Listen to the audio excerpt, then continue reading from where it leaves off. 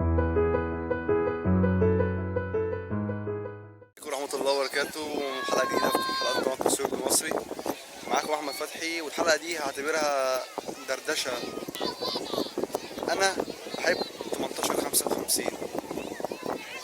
أيوة، أنا بحب العصر 1855. طبعا لكل الناس أصلا كرهاها، كل الناس بيقول عليها العبر. بس لو جينا نحسبها بالعقل شوية، بالنسبة للعدسة دي إيه في الفئة السعرية بتاعتها؟ تجيب عدسة الفوكال لينس بتاعها بنفس الكواليتي بتاعتها، وتكون ماركة الكاميرا اللي هي عدسة نيكون أو عدسة كانون بنفس السعر. دي حاجة. غير كده ليه يا جماعة كل الناس كارهينها؟ العدسة دي جميلة بمعنى الكلمة، بتطلع صور تحفة، بس غالبا والله أعلم الناس كرهاها لأن هي اللي بتنزل كيت لينس مع أي كاميرا أو مع معظم الكاميرات.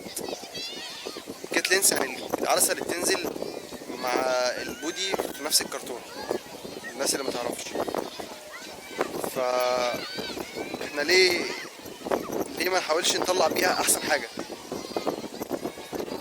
اخر الفيديو ده انا هسيب لكم بعض الصور اللي انا شخصيا صورتها ب 1855، وانا شخصيا ذهلت. ال 1855 يا جماعة عدسة عظيمة فعلا. بعض الناس بتقول لك ان 1855 بتيجي مع البودي لمجرد انك تتعلم عليها وبعد كده تعملها مقلمة او ترميها. ما انا مش شايف كده خالص. ليه؟ 1855 بالنسبة لمعظم مصورين الويدنج اللي بيحب يغير في فئة سعرية معقولة أو أعلى شوية، بيجيب إيه؟ بيجيب 1750 سيجما اف 2.8. كل الفرق بينها وبين 1855 فتحة العدسة الأوسع شوية وزيادة في الحدة شوية، مع إن نفس الفوكال لينس هو اللي هنا هو اللي هنا تقريبا. طب ليه ما نستغلش 1855 ونحاول نطلع أحسن ما فيها؟ يعني مش شرط نجيب عدسة غالية عشان نطلع بيها أحسن النتائج. وعلى فكرة ال 1855 الفوكال لينس لتصوير قاعات الأفراح أو تصوير أي مناسبة في قاعة. بالنسبة لكاميرات الكروب فريم مش الفول فريم. الفول فريم أنسب عدسة ليها ال 24-70. بتتكلم في الكروب فريم وفي العدسة الميزانية على قد الإيد، أو العدسة اللي شبه كده بتجيلي مع الإيد، أنا ما بدفعش فيها حاجة.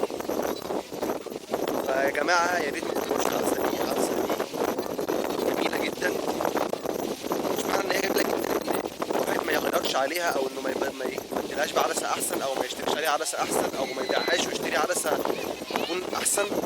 لا، بس أنا بتكلم في حاليا جميلة، بتيجي مع أي كاميرا أو مع أي ربنا كرمك وقادر تحدث وقادر تعلي علي. بس بالنسبة للفئة السعرية واللو بادجت 1855 تفي الغرض حاجات كتيرة جدا جدا جدا، وتنفع لكذا نوع من التصوير الفوتوغرافي، مش أفراح بس ومش بورتريت بس، تنفع تقريبا معظم أنواع التصوير الفوتوغرافي. وبكده تكون خلصت حلقة النهاردة، ويا رب تكونوا استفدتوا وما تقلتش عليكم، وأسيبكم مع الصور. مع السلامة.